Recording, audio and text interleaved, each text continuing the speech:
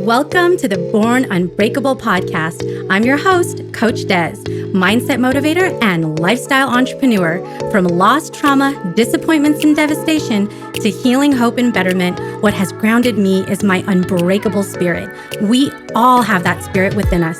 Every week, I'm here to inspire you with stories of perseverance and growth.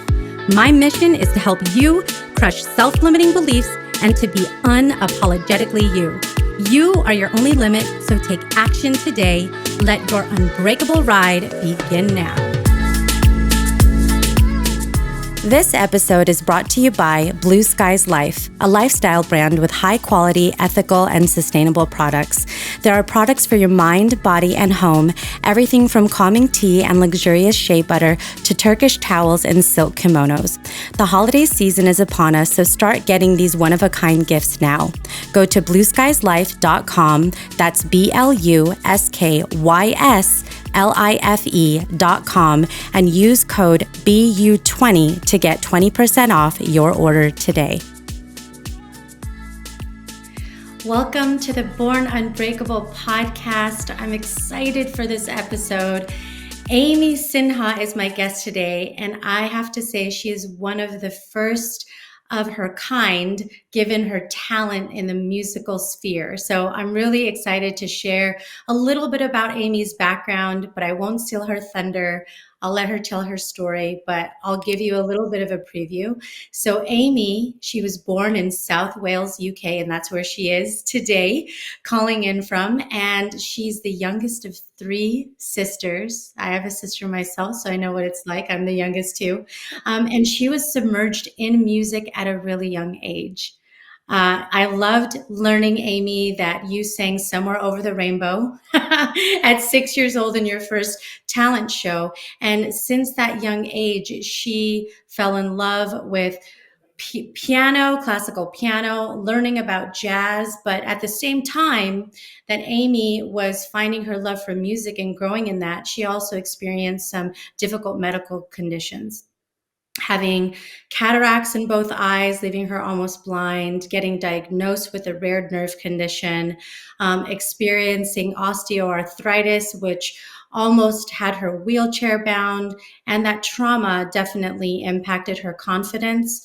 But obviously, you can see that Amy's with us today, and she lives by the motto that the impossible is possible. And I just appreciate the opportunity to hear more about her journey from then until now. So welcome to the show, Amy. Hi, thanks for having me all the way across the pond. I know, all the way across the pond. Oh, and I was just telling Amy that I can't wait to be able to travel that far again. And I'm hoping that it's in the cards really soon. But Amy, I would really just love for you to take us back to the time when you were young, because I think it's something we can all relate to when we're just growing up and finding our passions. That was so amazing for you, but having those medical conditions is a unique situation. So how did you, when you first, started having these different conditions, how did it affect your ability to want to continue doing music? Yeah, it wasn't something that I thought about back then when I was going through all of it. It was just something that I was doing and something that I could do as well as there being all these other things that I was going through. So it wasn't something that I was thinking about consciously. I think Mhm. I was suffering all of these things, and I was singing like on the side when I wasn't, in hospital. So that's kind of how I remember it. It might have been different, I don't know, but that's how I look back when I think about it, and that's how I remember things being. Yeah. And I know that your confidence was challenged by having to manage your conditions while also doing music. What helped you to stay confident through having to be in the hospital and live your life in that way? Yeah, it was a long process. It didn't happen when I was younger. It's probably only happened now over throughout the whole of my life. I think the singing and the music kind of was hindered a little bit because of my lack of confidence, and I don't think I believed in myself. I didn't think of myself as that great, but other people were saying, "Gosh, you're really, really talented," and I just didn't see it. So it's like when you make yourself believe something, that how it is, isn't it? So it's taken a lot of time to gain self-worth and to be confident and believe in myself. But that was a progression. But in the hospital, I think I didn't have any confidence, so I kind of blocked a lot of things off, and I just was kind of like not ignorant, so but kind of innocent, and I didn't want to know otherwise, so I just wanted to stay innocent.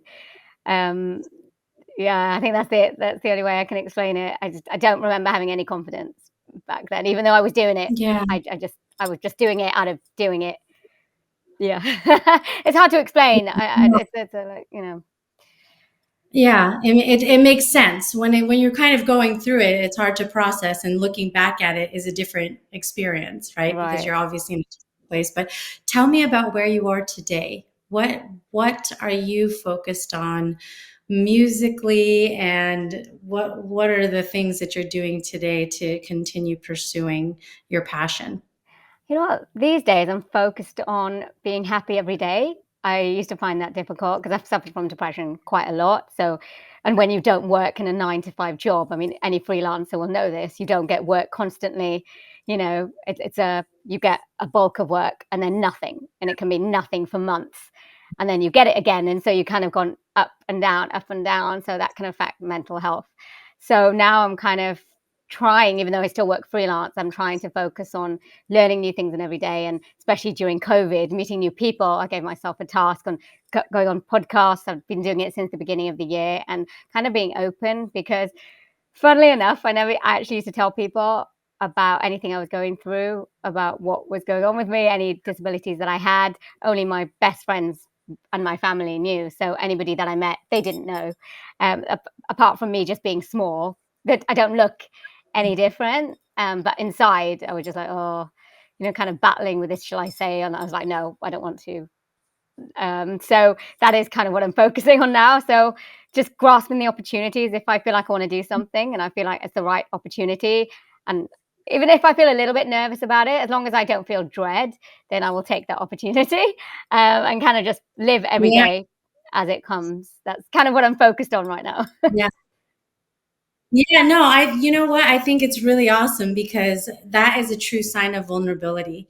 I think it's very easy for us to talk to people who we feel comfortable with, right? Right. Your family, your close friends, but to put yourself out there on public platforms and to Right. talk about your challenges, and it's not easy to do. Yeah. So it takes a lot of courage to be able to, to be able to do that. One of the things I'm really fascinated by, because I've actually never personally talked to somebody who does voiceover work. What what was the first voiceover job that you ever got? See, now this is the funny thing. So, because I was doing the music side, and I released my own album. So I wrote, composed, and recorded and put it out there, Mhm. in 2012. And from that, I was doing radio interviews. Now, people would comment on my voice, my speaking voice, saying, "Oh, you've got a really nice voice. Would you like to record some links?" So I was like, "All right, okay." So I've been doing it for quite some time, but it never occurred to me to, because I thought that I was not a very good speaker, because I was quite shy and I didn't know how to speak to people that I didn't know. So I kind of went out there, and that's why I started doing the interviews with jazz musicians, and I got a YouTube channel together to get over that fear and to talk to random people. So that's how it Uh-huh. started. But it actually, I kind of put it into practice as voiceover probably towards the end of 2019, when my sister just gave me the idea, and she's like, "Amy, you can do it from home, and is well paid." Well paid. And I was like, "All right, okay, yeah, no, I can do it." So I just did some research, made a show reel, and then I just started putting myself out there, and I actually got some good feedback. I mean, it wasn't easy, because unlike the singing, it's a very saturated market. Everyone has been thinking the same thing as me. So it took a long time, but I think I got my first paid voiceover job last March last March. So it's been just over a year and a half since I've been doing it. But Uh-huh. I found that I really love doing it. So I kind of put everything that I have into it, and kind of going for it and seeing where it takes me. That is so cool. Well, and the fact that you got that feedback, a long time ago, Yeah. and you decided to pursue it. It's just such a fascinating other element to the world that you're in, because you're using your voice in so many ways, Right. speaking and singing. So it's all So connected. It is take me connected. back. It is, right? It Yeah. is. It is all connected. I love to go back, like you said, to your first album. What was it like thinking back to 2012 to do something like composing and putting out your first album of music? It was amazing because I never actually thought that I could write songs, and that's the thing. I used to write poetry just as I left university, but it was more, I think of a Mhm. subject and let's think if I can think of rhyming things to say, and that's how it started. So and that's how the songs came, so I'd just think of a subject, and then I'd write music. And my first album, I like my brain, when you're kind of physically restricted, your brain, it just that's all you have because that's all the movement. So I've been doing this since I was very young. My brain would just go like I used to love sci-fis, like Quantum Leap was my favorite show when I was younger. I just absolutely loved it. So things like that. So I drink, could think about the universe and what lies ahead and, everything like that. So and then Facebook was born and founded and I got a little bit obsessed with Facebook and I would just like sleep and think in status updates. So I thought, okay, if I'm going to do that, I'll just put an album out of my thoughts. I kind of dedicate to Facebook actually, status updates. So that's actually where the album founded from, was my thoughts in my head that I just wanted to put out there. So originally it was just for me because I just wanted to clear my mind of all these things that I've been thinking of. And that's what the album is, Yeah. Sin Were Love. Yeah. Oh my gosh, that's so cool. I think that when we can take something that we do sort of privately and intimately, that's kind of therapeutic for us, which I Right. think music is like for you, and then all of a sudden share that with people and kind of it's an invitation into your world is so cool. Yeah. It's like, this is me, Amy, here's my music. Yeah. It wasn't for everyone, I'm not gonna lie. But there we go. Yeah. Well, so what about on the music side today? What is your favorite thing to do musically? Well, over the past couple of years, I've got into taking pop songs that I love and making different versions of them, just doing like short, like a verse and a chorus, but doing it differently, turning it around. So I think the last one I did might have been, I don't know if you remember, "Never Gonna Give You Up" by Rick Ashley. I Wow. love that Yeah. one so much. So I kind of slowed it down. He did a slowed down version, so I took that and kind of changed it slightly, and yeah, I just put it out. So I like actually doing things like that. It's kind of fun. Yeah. Like you take it and you put your own spin on it. Right. Yeah. It's like Amy's remix. Yeah. Yeah. Almost. Like a whole remix compilation of all the music that you love in your own version. Yeah. Yeah. That would Yeah, and be you don't really find people doing that these days. They cover the version, but it's almost like identical to what you find. So if you like just change it, even if you keep it a pop style, you can change the time signature, you can just change, like, the way the kind of the genre that, you do it in. Like, I remember, was it Paul Anka? He turned a lot of rock songs into jazz, which was absolutely brilliant. Like, to Nirvana, he'd make it into a swing, which was Yeah. absolutely very cool. Yeah, that's why I love it when, when you watch The Voice or Right, something and somebody comes out and they sing a song and you're like, it sounds familiar, but they've done it completely differently. It almost sounds like a different song. right. Like, oh my gosh, that's so cool that they did that. Um, so going back to, because I know you studied classical piano and then you fell in love with jazz. What was it about that genre that attracted you? Jazz.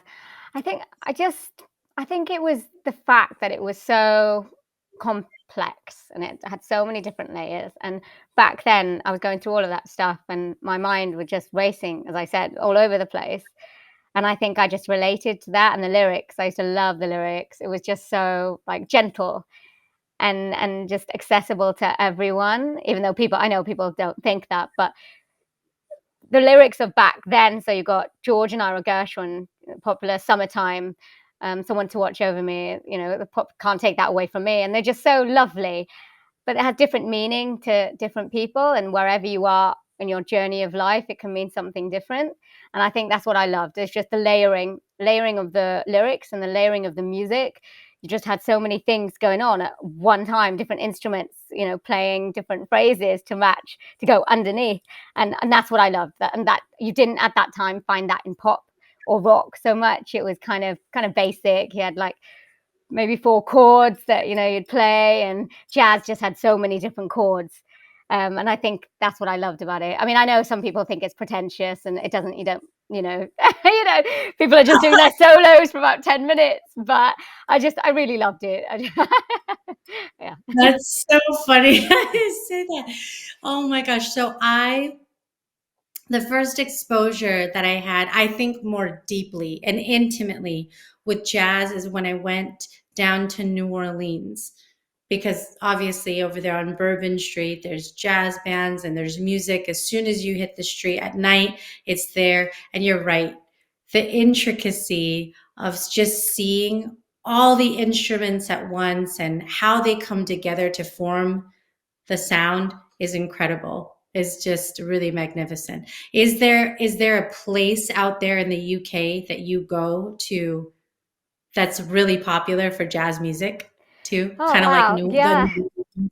There have been. I South don't. Wales. Yes, South Wales. Yeah, well, that's how I got started, really. So I went to music college in Leeds, which is up north, and they had how I first got my paid job was paid gig was a place called the Wardrobe, which was opposite the music college, and it was a jazz at the time. I think it might have changed now, but it was a jazz restaurant and then jazz club underneath, and they'd play funk music in the club, but on the top in the restaurants, we'd be able to play once a week. We all were on rotation, so we all had to do it, and we got paid to do it. But then when I came here, it was a funny thing because when I was there, sorry, before I finished, we used Yeah. to have these workshops, and this American jazz player, she came over from New York, and her name is Daryl Sherman, and she plays on and sings on the piano of Cole Porter in New York in the Waldorf Astoria.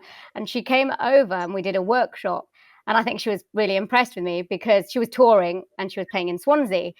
And she's like, oh, go to Swansea. I was like, oh, that's really cool. But the next thing you know, like I think a couple of weeks later, before I graduated, I got a call from the guy who wrote jazz section for the newspaper back in Swansea. And he was ringing me up going, oh, this American pianist singer was playing here and she mentioned you, and she's a well-loved singer over here.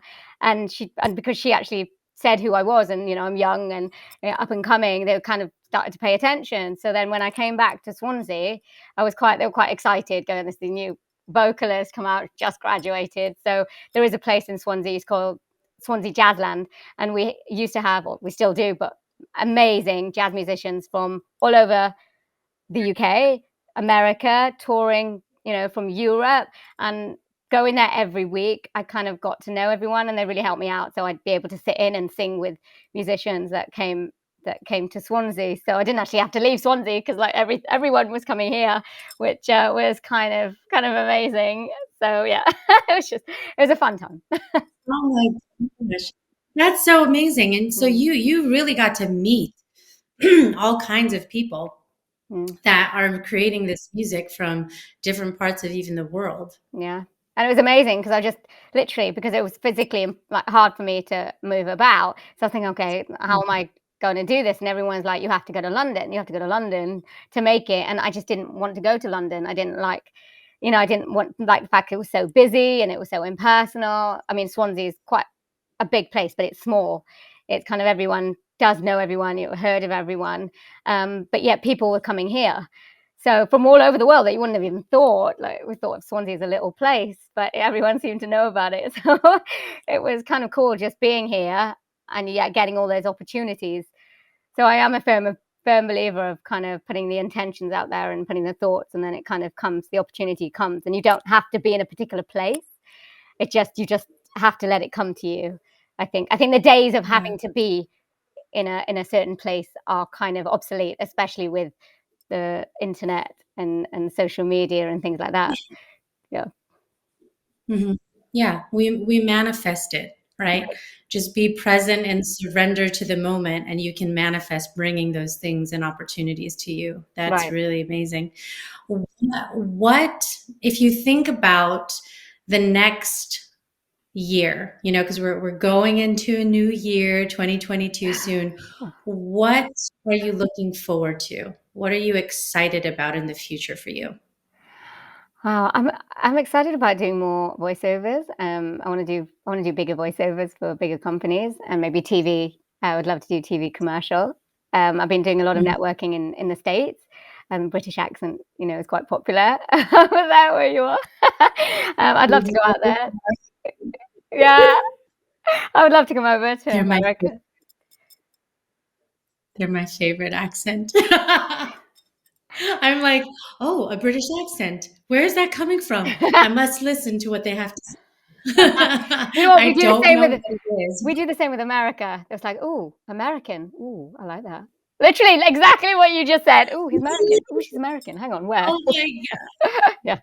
Who's talking? yeah, I must meet them. yeah. Exactly what I was It doing. is Yeah. it is really true though. People love it. People love it. So I would not be surprised if you got some really cool assignments. If you had to choose where in America you would want to visit first, uh, in the next opportunity that you had to, where would you come here? God, it's a hard one. There's so many places in America. I mean, it was no question. I wanted to go to New York because Oh that yeah. was where the jazz was. But I mean, having to think, I would like to go. I know people go, I would like to go to Savannah. I like the South. Not for voiceovers or anything, but just places I'd like to visit. I would like, because I used to watch Dallas when I was younger. So I would love to go to Wow. Savannah and Texas, maybe, and Florida. Yeah. Yeah. Oh, I love it. Have you been to New York? No. No, yet I did collaborate with a record label they were based in New York, but they didn't have enough money to kind of fly me out because they were just starting the label. Like, oh. So yeah. Okay, so that has to be, Amy, that has to be on your list for sure. Yeah, New York is amazing. There's so much richness and music, like you said, radio music hall, besides all the jazz, Broadway is right. there. I think you have to really put forward I know. a I'd love to great see all the trip to New York. shows. Yeah, I'd love to see all of them. Oh my gosh. Mm, Okay, so I have to ask because obviously you spend a lot of time doing music yeah. because that is your passion since childhood. What other interests, like if you weren't doing music, what kind of hobbies do you have? Well, as I said, I love sci-fi, so I love films, movies. I love books. I love reading. I love thrillers. Anything with like watching everything is about Christmas, and I'm like, oh, I miss the thrillers. Most people murdering each other. I know it's really bad, but I'm like, it could be a thriller. Yeah. I have a thing for true crime. So Yes, every day, I know it right. sounds crazy. This No, morning, I was getting ready, and my mom is retired, and we moved out to Las Vegas, and we live here, so she's with me. And it's hilarious because she was coming in to bring me some breakfast, and I'm listening to Dateline because that's what I do. I listen to, murder and crime and everything. And she's just like, okay, murder girl, like, do you listen to anything else? And of course, I listen to self help, I listen to comedic things, but for some reason, and it's not because I enjoy murder, like, that's right, ridiculous. It's because I enjoy the psychology. I enjoy the psychology of understanding what makes people do things, what are triggers that make people make decisions that to the blind, to our naked eye is like, why? What's going on? But then as you dig in, you start seeing the threads of what led them there. And I just, that fascinates me. So I don't think you're weird at all for liking okay. sci-fi and thrillers. Sci-fi and thrillers. I love it. It is true. I like to look back at the childhood. I don't know why. Like what happened in their childhood, and so many things happen to us, isn't it? That I mean, if you've got a sister, so you can be in the same household, thinking you're going through the same thing, yet completely experiencing completely different different set of circumstances, and so you have different recollections and turn out to be completely different people, and then you look back and you're like, what, how do you see it like that? It didn't happen like that, but they have a alternate perception of how they view the past. And I just find that fascinating. Yeah, about the childhood, or if nothing happened in the childhood, how they turn out to be psychopaths, that they want to murder everyone. I just, it's just very interesting what goes on inside people's Right? brains. Yeah. I said this the other day, and I'm still thinking that this could happen in my lifetime. I was thinking of this idea. Now I'm going to say it out loud, and somebody's might go like, "Go do it," but that's fine. It's fine. I'm not so committed to it, but I think it's a cool idea. Is you know how we always hear about all these different serial killers, right? Like a Yeah. Jeffrey Dahmer, or there's a Charles Manson, or all these people that were like, "Oh my gosh, what were they thinking?" What would it be like to interview their parents? Yeah. You know, Yeah. just tell us what it was like. What was their childhood like? Did you anticipate? Did you see any things that made you think or made you wonder, or was this a complete surprise to you that, you know, your kid did all these things? But do you think they would actually admit to something being wrong? Because then that would mean that they didn't do anything. If they said, yes, my child had murderous, he used to kill his rabbit, or used to enjoy, killing our pet dog, I'm not sure Right. really, would they? I know, right? I mean, I'm sure there's some level of, guilt or something there, because if they did notice these Yeah, behaviors, then it would be probably sad for them. But I just yeah. think that'd be kind of crazy and That would be, interesting. yeah, that would be. I'd go for it. I like that. Tell me about your son, Jeffrey Dahmer. No, one of the things I really, really did want to ask you is, because there's a lot of people listening right now, and music, could be the thing that they want to pursue, just like you, or any dream that they have for that matter. And they might feel limited because of some of the things like you've experienced with different, conditions. What would you tell somebody who feels limited because of maybe their physical, or, certain circumstances? What would you tell them about continuing to persevere, to pursue their dreams despite those limitations? Well, I would say, there's so many people going through things like physical barriers, mental barriers. Everyone goes through something. I don't think there's a person out there who's not suffering from some challenge or another, big or small. But I Mhm. think, as I said, with the internet, there's so much more things are available than when I was younger. I think social media is obviously it has a dark side too, but it also has a positive plus side. So if you use it for good and not worry so much about the bad stuff like the trolls and the negativity, then I think it can really, really help and inspire people and help you out. And I think have a goal. Absolutely. We all have to have goals, but then be realistic. You can't go from one day to earning £10 to the next day earning 1 million. It's just, unless you win the lottery or something, that's just not going to happen. So you kind of have to put, practicalities in place. So I like to do weeks, 1 week, and then like in advance, and then maybe at the month. So kind of have realistic goals so that you're not beating yourself up about them if you don't, achieve it, and kind of give yourself credit. Go, no, but I did this. Okay, that's okay. All right, so where am I gonna kind of do better for next time, or where can I maybe be more motivated? How can I give myself a better chance at the start of the day? Kind of things like that. So I think just put yourself out there if you can, when you can. Don't listen to the negativity and keep going. And seriously, do not let anybody tell you that you can't do any of these things, because, and this is my thing with reality TV, I don't like it because they have these judges and then they go, you can't do this. Even with football, if you're not amazing at the age of 8, no, you're not going to be a footballer. Well, hang on a minute. No, that's not true. One person saying that, and with enough Mhm. practice and perseverance, yes, actually you can. So don't listen to anybody who tells you you can't. I don't believe that. I think anything, as I said, you said at the beginning, anything really is possible. It's all up to you, not other people. So that's what I would say. Focus on yourself, don't think about other people, and don't compare yourself. I think that's the main thing that I've learned. I used to do that a lot when I was in the music industry and singing, and that's comparing myself with other people. And that is a road downhill So if you want to do something, focus. Don't, just weave out the noise and the background noise from your life. And take on advice, don't get me wrong. Listen to the people that matter and then just cut yourself off. Yeah. Yeah. Oh my gosh, that's so true though.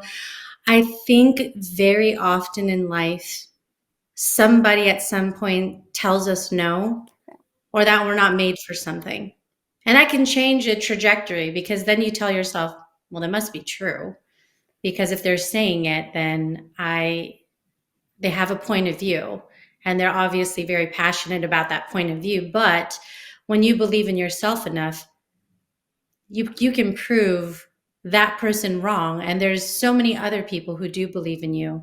And it does, like you said, though, it does take practice. It does take, the consistency to show up and to improve on your craft and things like that. Yeah. But one person's opinion shouldn't dictate your whole No. life, It is right? believing in yourself. If you believe in yourself, I mean, we've seen it with pop stars. They had the belief. They might not be good, but they've had the belief and, they've succeeded. And if that tells you anything, it is believe in yourself, even if other people don't. Oh, absolutely. Be your own biggest cheerleader. Mm. Be your own biggest cheerleader. Amy, I would love to ask you a couple more questions about you so people can get to know you a little bit better. So, my first question is, what are 3 words that best describe you? Oh, very weird. Honest. I'm very honest. Not judgmental. I kind of come to a place where I'm really only focusing on myself and I'm not listening, the gossip for other people. Um, and trustworthy. I, Oh, if everyone had those qualities, Amy, we would live in a really great world. yeah, So, the honesty and the non-judgmental. I think people need to learn how to not be like judging other people, especially celebrities. We care too much about what's going on. way, way too much. Why? I have no idea. I think it's like you said, certain mediums exist now that make it more dominant in front of us all the time. Right. Before, you could go to the grocery store and then you just see a magazine, right? And it's very passive.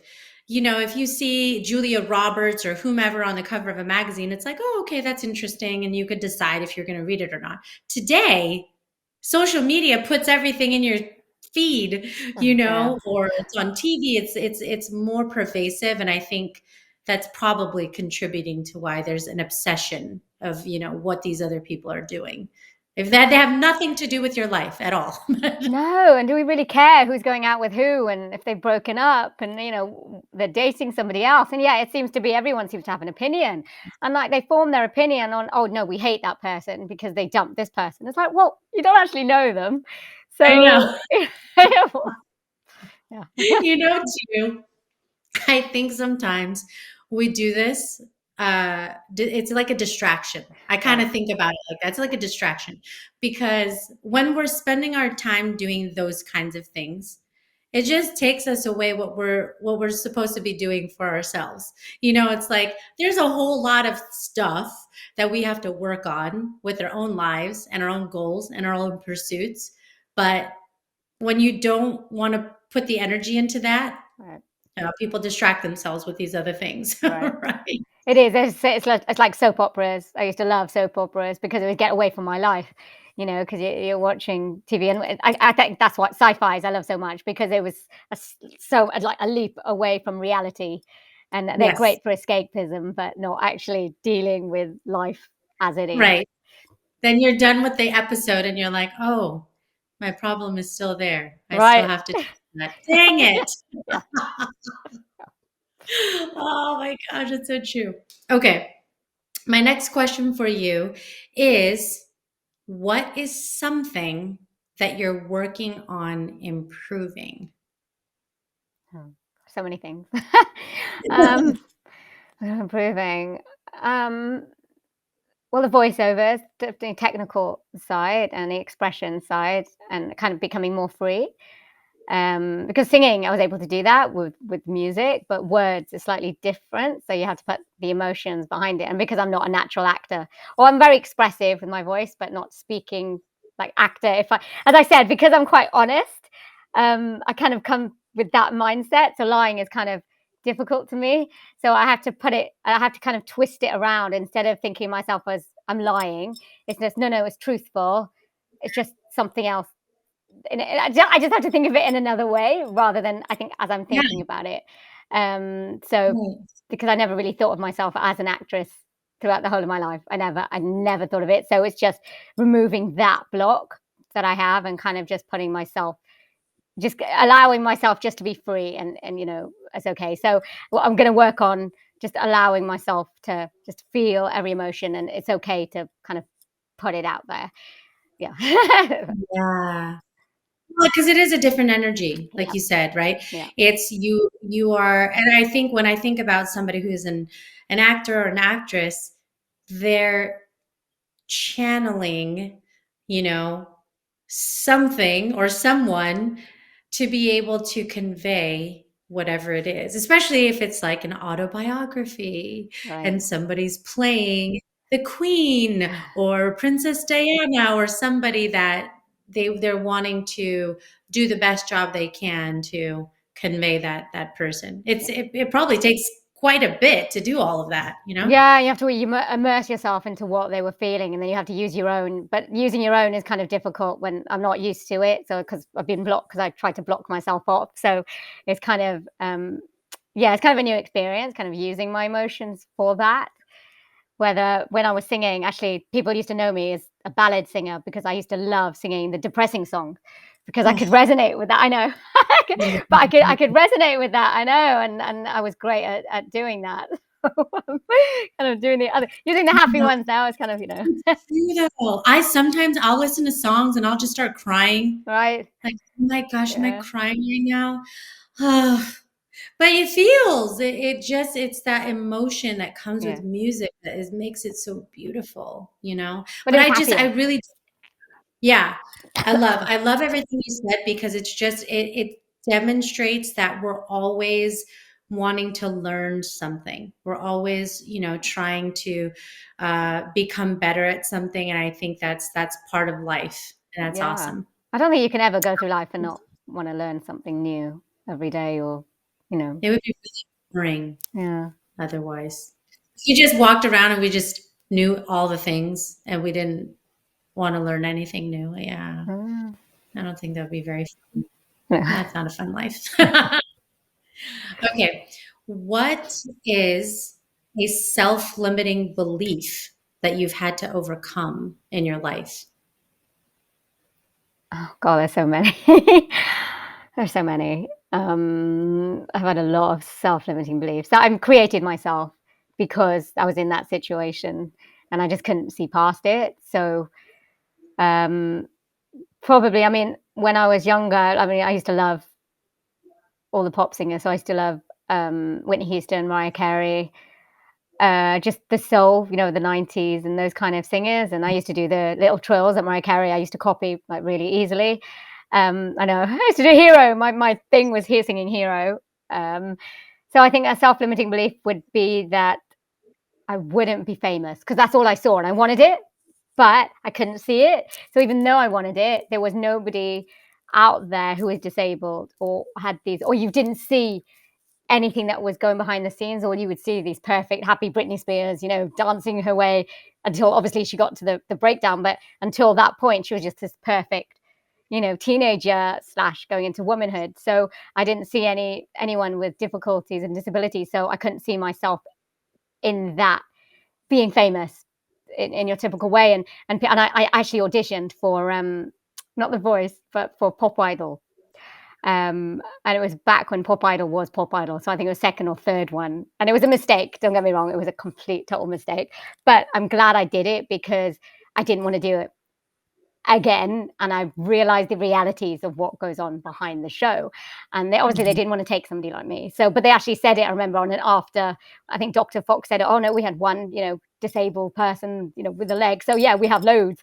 It was like, no, you had one. You didn't have Yeah. loads.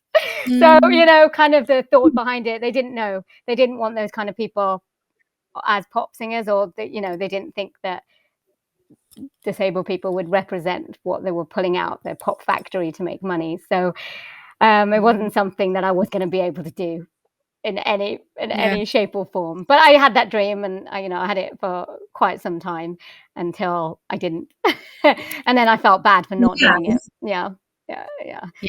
So I I get kind of you. What song did you sing when you went on Pop Idol? Do you Oh, I sang remember? the wrong song again. I actually wanted to sing "Killing Me Softly." And I auditioned with. So what happened was, you go there and you audition in front of the producers twice, and the producers they say specifically, "We're only going to put you through if we think you're good." Now I was there, and I could hear some people, and they were not good. So then it led you to believe, because I got through. I was like, "Are they putting me through because I'm good, or are they putting me through to get some value entertainment?" And then what happened was, you had to come back the week after and audition for the producers again before you got to the live to the actual judges, and they don't show that. They say you go straight to the judges. At that time, it was everything was hidden. So I sang "Killing Me Softly," and I should have sang that for the audition, but I changed my mind and I sang "Nobody Does It Better," James Bond. I love that song. I shouldn't have sung it because it didn't Wow. show my full soulfulness in my voice. But I did realize, as soon as I walked into that room, there was a herd of cameras, video cameras either side, and I didn't realize I was camera shy up until that point, because I was used to normal cameras, but Yeah. I wasn't used to video cameras. And that was a complete shock. And I just stood there. Yeah, it was just awful. But I realized then that I needed to do something. So I'm glad I did that, because then after that, I kind of put myself in a place where there were video cameras. So I had to get used to that whole thing. So I didn't really I mean, they were right not to take me on. I mean, I think Simon Cowell called me a funny little thing. And I was like, right, okay, thank you. Yeah, no, but you know what? That is an amazing story. I think it's an important story because a lot of times we pursue something and go through the experience. So appreciate it. Appreciate Yeah, everything you learn from it. You yeah, wouldn't change it. no. But it actually gives us revelations of other things about ourselves and what we're meant to do. So I agree with you. Those are things that you don't regret. You should do those things, Yeah, right? yeah. Something was telling me, even though something was telling me not to, something was telling me to do it. Um, but yeah, it was yeah, as I said, I'm glad I did it because I learned a lot from that. And I didn't up until that point, everyone was like, "Oh, why don't you do Pop Idol? Why don't you go on reality shows?" And then I learned from that, going, "No, that's not the way I want to make it, or that's not the way I want to become famous, because that's overnight success. And anything worth its while, you have to work at it. You can't have overnight success," because I didn't have the state of mind, I didn't have the confidence, I didn't have a lot of things that you need to survive for that kind of reality star show, and they didn't have the mental health aspect on that to helping you along. So, it was good. It was good. I didn't move anywhere past that. So, but it was good that I did it to learn. Otherwise, I'd be like, "Oh no, I really need to do that." Pursuing something that you're not supposed to, but that want, until you actually get it, and then you realize it's not what you thought it was, which is a lot of what we go through in Oh life, yeah. isn't it? Thinking we want something until we get it, Oh, and it's so not what we much. want. Right. So the sooner, that's why I think, I, if you want I something, go for it sooner better than later. Don't have that desire for yes. too long, because you're just going to be disappointed. Yep. Oh my gosh, that is so true. But Yeah, I think we think about that in so many elements of our life. right. Okay, once I get this job, it's going to be awesome. I'm going to be happy. This is it. And then the job comes and you're like, this is not what I thought. Marriage, that's like a huge thing, right? People Yeah. are like, you know what? Once I have my Cinderella moment, huh, or Prince Charming Yeah. moment, whichever Right. side you're on, whatever. And then it happens, and you're like, hmm, okay. I mean, I'm not saying, it's just we put a lot of weight Right. in these milestones in life, whether they're personal or professional. And sometimes I think the dazzle Right. around them is not quite what it appears because of the way it's played up around us. I think that's true. I think, yeah, relationships are the biggest one. We're taught, isn't it? Like since we were young, oh, you have to find Prince Charming or Princess, and then you live your happily ever after. And it's true. Only now are they starting to show what happens after the happily ever after is not Yeah. so happily Well, they ever after. should have started showing that a long time ago. You Right, know what I mean? exactly. It's like, well, Wait a no, minute. I Wait a minute. yes, no, it doesn't turn out that way, and life isn't just about getting married. Actually, after that, it's dealing with, or after you find that perfect person that you think is perfect, because no one's perfect. Perfect. No one's That's perfect at the all, biggest, right? yeah, that's the Yeah. biggest issue So it's right just there. society and culture, isn't it? Bringing it up, thing. You have to get married at a certain time, or you have to find the perfect job at a certain time, or the house, and then you find it, and then it all comes crashing down, and then you have to rebuild your life again, and so it's not all about milestones the way society makes it out to, makes us out to think. So we kind of have to forget about that, rewrite what we see, and kind of make up our own. And that's hard. It's hard, especially like turning 30, turning 40. It's just hard because, like, oh, I don't have that. I haven't done that. And then you get into a depression mode. And then what have I got to, what am I doing? And so it takes, I think we just need to forget about what society kind of, Yeah. portrays and what we think we're supposed to be doing at any given time. Yes. Oh my gosh. Thank you. Thank you. Thank you, Amy, so much for saying that out loud because it's like the ultimate test every single day. Yeah, I think whether you're listening to this podcast right now and you're 17 or you're 30 or you're 42, you know what I mean? right, There's always something at every level or every stage of your life that society tells you is supposed to happen at that time.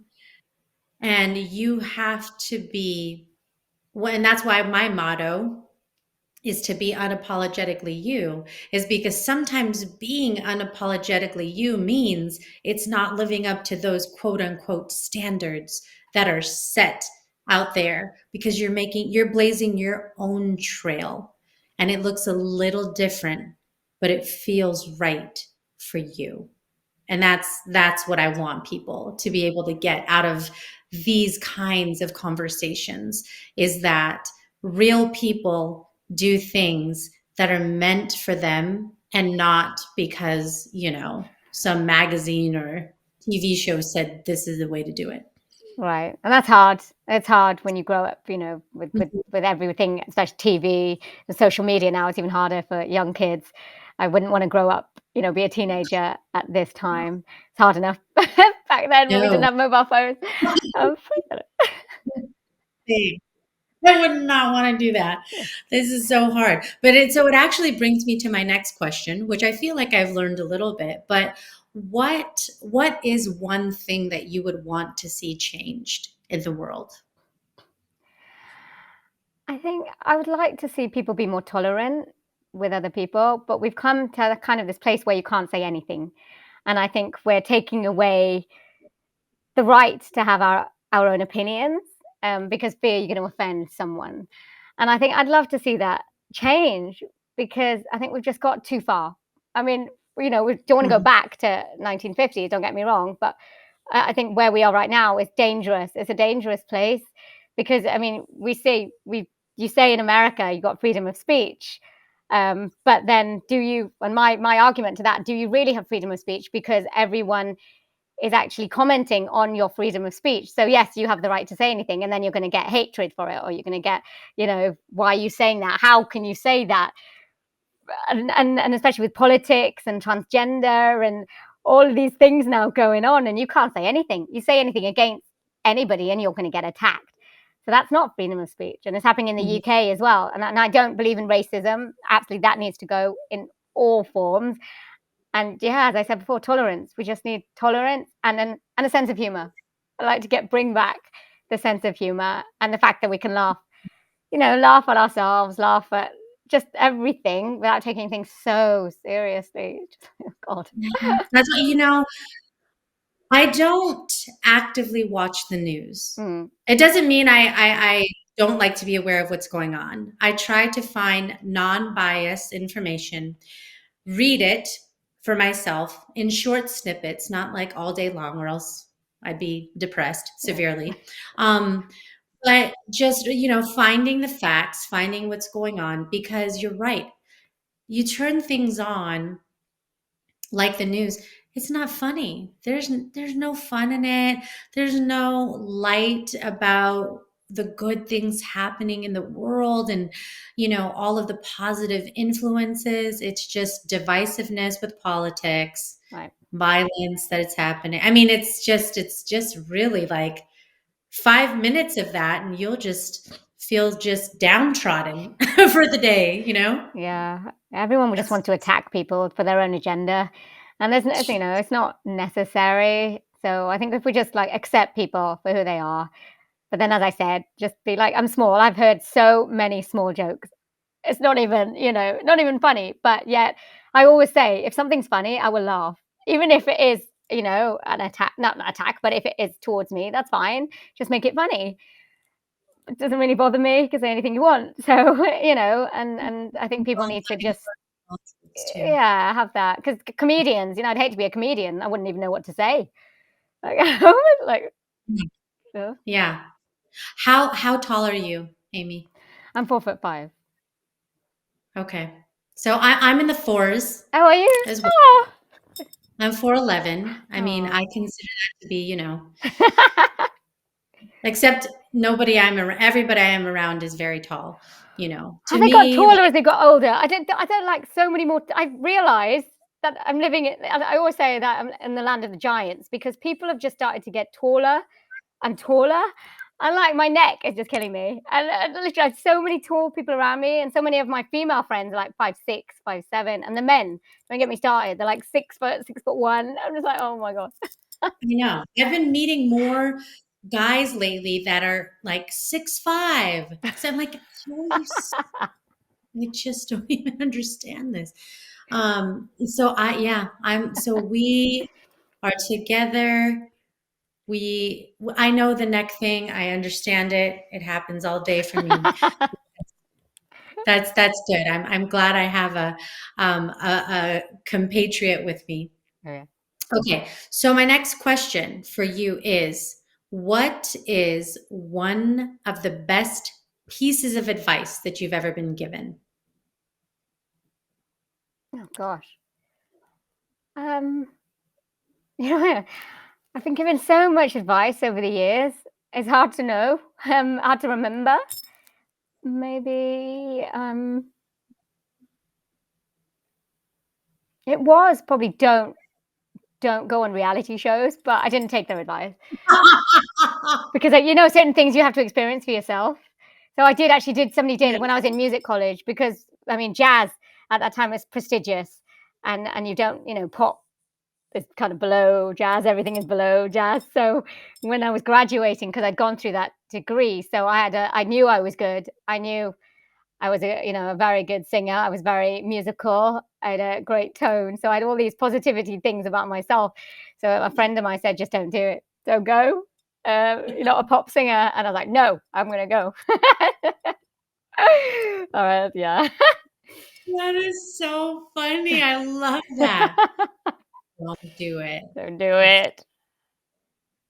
I don't do it. It'll make for a good story, but don't do it. I say about my dating. I've had so many dating stories. They all say don't do it, but I was like, no, no, no, I'm going to do it. And yeah, it is a good story after I've actually done it. Like, Because that could be a book later. The dating collection. oh yeah, yes, yes, Right after you do your album of like compilations of your version of your favorite different songs, then you yeah. could write a book on the dating experiences. Dating. You'll be very busy Yeah, later with those that's projects. a good idea. Just Actually, I could do that. just adding to your future project list. But I think the most important question, Amy, is where can people follow you? Where can they find you, stay connected with what you're doing, and just continue to be inspired? Because I think you're such a beautiful soul. Oh, thank you, and you too. And I know I connected with you on, I think it's Instagram. So I'm on Instagram, all the Yes. social media. So Instagram, Facebook, TikTok, Twitter, Clubhouse. just type or mostly Amy Sinha voice, or just Amy Sinha, Sinha. Facebook. Yeah, I said Facebook. And then I've got my own website, so it's amysinha.com. So if you just type in amysinha.com, you'll find me. And I do encourage people to interact with me. I love meeting new people. And if you have a story to share, I would love to hear anything you have to say. That would be amazing. Yeah. Oh, that's so good. Yes. And I'll make sure that in the show notes, all the links to how people can connect with you are there so they can click that and get connected with you. I feel so grateful for the time we've spent today. I know I've learned a lot because this space of music and jazz and voiceover, I'm going to have to follow more of the work you're doing because it does fascinate me a lot. So thank you for sharing your experience. Well, thank you so much for having me. It's been amazing. Yes. Oh, okay, great. Well, I'd love to, have you back when you are doing some of your different projects so you can share that with us. But yes, I appreciate you coming on. And I know we're approaching, like I said, the end of the year. So a happy holidays and all of that. So many celebrations around the world. So thank you for being here. I really appreciate your time. Oh, thank you so much. Amy Sinha, voiceover artist. What a fun episode to record. She is just such a dynamic, amazing, positive individual. I wish there were more people like Amy in the world. I love her descriptors. Honest, non-judgmental, trustworthy. That's beautiful. That is what we need more of in the world. But what really struck me about what Amy shared was about other people's opinions and the opinion that matters, which is our own. There are going to be people that tell you no, people that tell you that you can't, people that tell you that you are not capable. Those people are one opinion. If you believe in you and you know your capabilities, and yes, you do have to do the work to perfect your craft or a skill. Feedback is one thing. Absolutely welcome feedback for improvement because that helps you grow. There are going to be times when you show up and you are not giving the best version of yourself in terms of your skills, abilities, and talents. And so you welcome that feedback to help you close the gap and get better. But telling you that you can't or you're not capable, those are really big statements. And words matter. Words change people's lives and can literally change the trajectory of someone's life just because of words that are said, for positive or negative, for good or for worse. That's how life is. So when you come to this podcast and you listen to these episodes of these resilient, remarkable people that share their stories, if there's one thing I want you to take away, it's to remember your own resilience, your own capabilities, and walk away feeling empowered about them. So I hope that you certainly got that today from Amy's story and our conversation. Like I said, it was a lot of fun, a lot of playful banter, but I really do appreciate you for being on this journey with me, for tuning in, whether this is your first episode that you've ever listened to of the Born Unbreakable podcast, or you have been here from the very beginning. It means the world. These stories teach me so much about humanity, about myself, about connection, and about community, and I just couldn't be more grateful. So, what I always say is, you are your only limit, so take action today. Subscribe if you haven't already to this podcast. Give it a rating and review if you haven't. It only takes 60 seconds or less to hit those stars and write a quick review about what you're getting, whether it's this episode specifically or just a general comments overall. I always appreciate it. You can always reach out to des@bornunbreakable.com to send me a personal message, or you can go to Instagram and send me a message there, Born Unbreakable. Appreciate you. Hope you're having a wonderful holiday season, and I'll see you again when you tune in to the next episode of the Born Unbreakable podcast.